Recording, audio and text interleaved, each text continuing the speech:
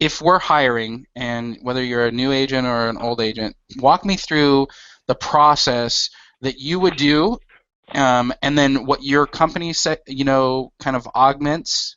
Just like, how does somebody make sure that they're a right hire for an operations role? How do you make sure somebody's a right hire for a sales role? Since we're going to break it down to those two things.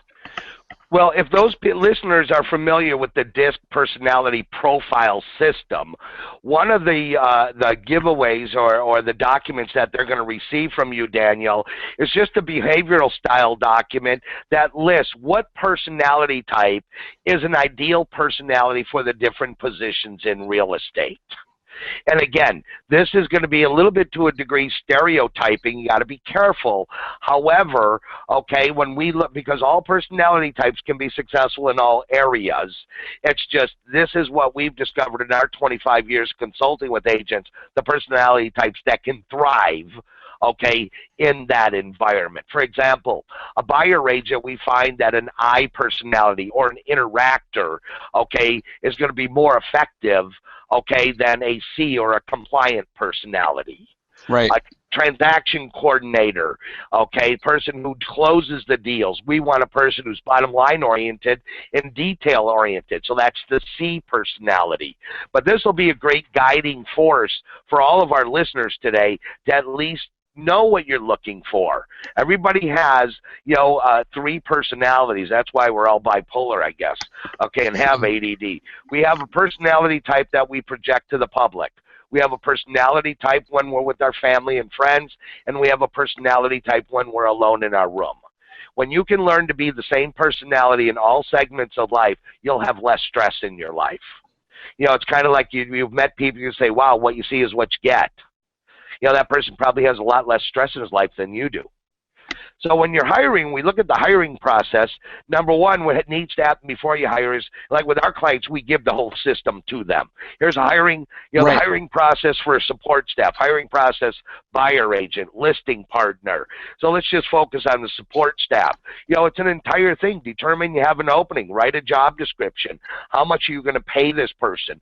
What are their working hours going to be? You need to know all of this before you start hiring. I've talked to agents, and they said, I hired this person. I'm going to hire this person. I got an interview this afternoon. What are they going to do? I don't know. How much you pay them? Well, I have to see what they want first. It's not what they want. It's what do you have in your budget for that position, because each position has a salary limitation to it. You got to remember, when we hire support staff, those are liabilities to a business because it's an expense. Yep.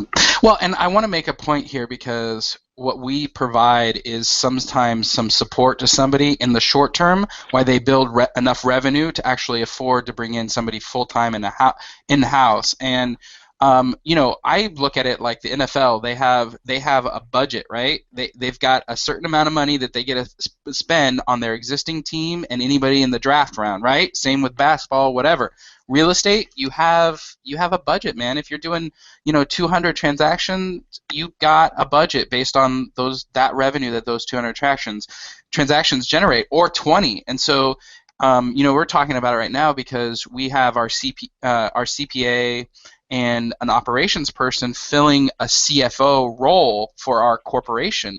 And there's a company out there who we can lease a CFO person who's high quality, high caliber, who's not a real estate person, but in a coaching organization locally. And so we're talking about leasing that CFO, in this year, so that we have a person that fills that operations role for us. And so as a real estate person, you need to start considering, like, where am I at? Can I get somebody short term? You can either, and I love this analogy, you can either build, which is, hire somebody who doesn't have the skills and kind of put some training in front of them and they're motivated and they're going to do it. You can buy, so you go out and you find somebody who's amazing already in the role, and success has left clues in their life, and they've already filled that skill set. Or you can borrow talent. Those are the three: build, buy, or borrow. And so too many times people think, I've got a friend and I can just pay him $10 an hour or $12 an hour, or my wife we had a baby and she wants to come back and do some work, or my cousin just graduated college and he was a history major and he doesn't have anything going on. And I'm like, oh my God. Right, right. Well, you know, and it's really important, plan your work your plan. And so when you're hiring this person, you already have a job description, you already know what the working hours, the pay. What does the interview process look like? Most people will prepare a resume and send the resume to you when you post your ad. So you post an ad for the position and what you're looking for. All right, they're going to give you a resume. Ladies and gentlemen, a resume is what they want you to know about them. It's all well and good. When they get the resume, you read it. If it's somebody you're interested in talking to, you should have a position application that you send to them. So with our clients, we get the resumes, we like the resume, so we send them a job application plus the link for the DISC personality profile system. And so we have them fill out the application, take the DISC profile system, they get returned to us, and now if we like what we see on the application, now we call them again to review the information on the application. If I like what I hear, now I invite them in for a face-to-face. And I want to make a point here because, Bob, most people, this is something that we're missing. With an operations person, what am I going to see on their resume? Like what kind of behaviors and previous experience, and do they have to have experience as in an operation role? Do they not have to have an experience in that role? Like, tell me a little bit about that. My preference is to find people who do have experience in real estate, because it just cuts down the learning curve. Is it paramount that they have the experience? No, but what I'm looking for in an application really comes their job history. Do they have are they job jumping? Which I mean, in the last 5 years, they've had 4 jobs all in the same city. Okay, you got to remember that. I understand people move, but even somebody who's moved 4 times in 5 years, that poses a question. Why? It might be their husband or wife's in the military and they get moved that much. Well, you got to decide, do you want to hire somebody like that? I wouldn't. So I'm looking for longevity in a position in similar roles. I'm looking for somebody who can do processes. If I'm looking for a support staff in real estate, I look at people who have title experience, mortgage experience, real estate experience, something within that real estate sector, because then they know the language. And there's plenty of people out there. Well, and you know what, you made a good point, and I want to make sure you guys are hearing this. When I'm hiring operational people, like, I'm looking for the fact that they did that in their past and they've ran processes or systems, right? Too many times, I really like this guy. He made me laugh in the interview, and but an operations person, he's not going to be my friend. Those guys, they're cut and dry. They follow a process. They've built processes. They've implemented processes. One of the phone questions that I have is, tell me about 3 processes that you've recently, in the last 2 to 3 years, built, implemented, and augmented as you went through those processes. The right person in an operations role would be like, I've got 12. Which one would you like me to talk about? Right? Right. And so you're looking for those success clues. Tony Robbins says it, success leaves clues. Well, when you're thinking about operations, what is operational excellence? You're gonna hire somebody who's done it in the past for someone else, and they love that. They know themselves. They love that mindset in that role. This is probably the biggest place that realtors make a mistake when they're hiring for the first time, or even second or third. But as you get better, you realize that this is important. Daniel, that's why I say usually the first hire is the worst hire, because agents don't think it through about what they really want or need. And what they find out when they hire that first person is, wow, this person should be able to take on this role, this role, this role as well. No job's too small to outsource. We track our clients' prospecting. So, our average client makes $2,441 an hour prospecting.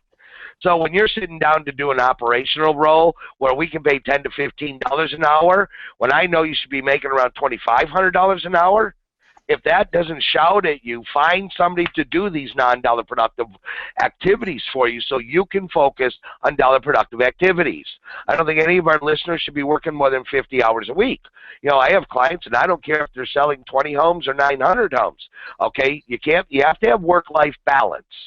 And you'll find, ladies and gentlemen, the more homes you sell, the more you understand what we're talking about in the Hangout today is this hiring process. Hire slow, fire quick. Okay, when you plan your work of what you want this person to do, once you interview the person, what I always recommend, I'm going to go back to this can be critical, Daniel. Okay, so we have our listeners, and they may be a standalone agent. So the standalone agent, they may do a first, face-to-face interview. Please find somebody else who has a vested interest in your business to also conduct an interview for you.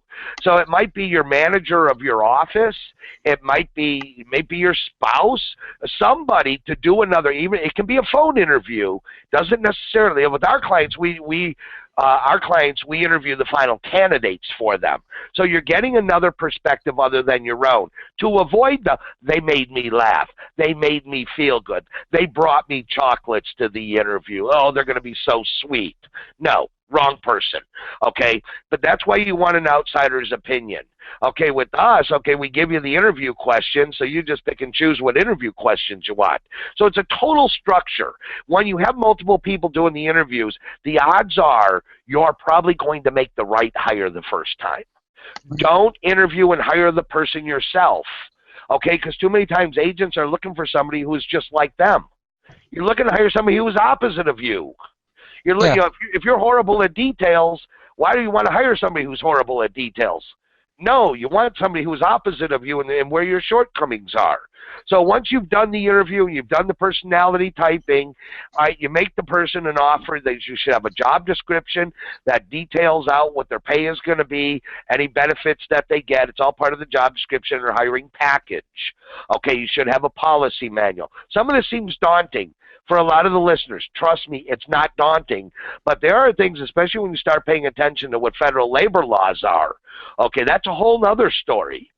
Okay, well, I'm going to pay the support staff person as 1099. Illegal.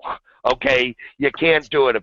There's a 23-point litmus test from the IRS, and if you answer yes to any one of the 23 points, they're an employee. And one is, do you dictate their schedule? Yes. Now, I can hire a VA from you, Daniel. Okay, they are a 1099. They're not even a 1099. I'm buying service from you. Okay, and that's what I love is I don't have to pay health and welfare in that as well. So it does save me money while I'm getting work done, okay, for people. Yeah. So you have the job description. What you define the work hours, and now the person starts. Well, this is where the onboarding process begins. What systems do you need to train them on?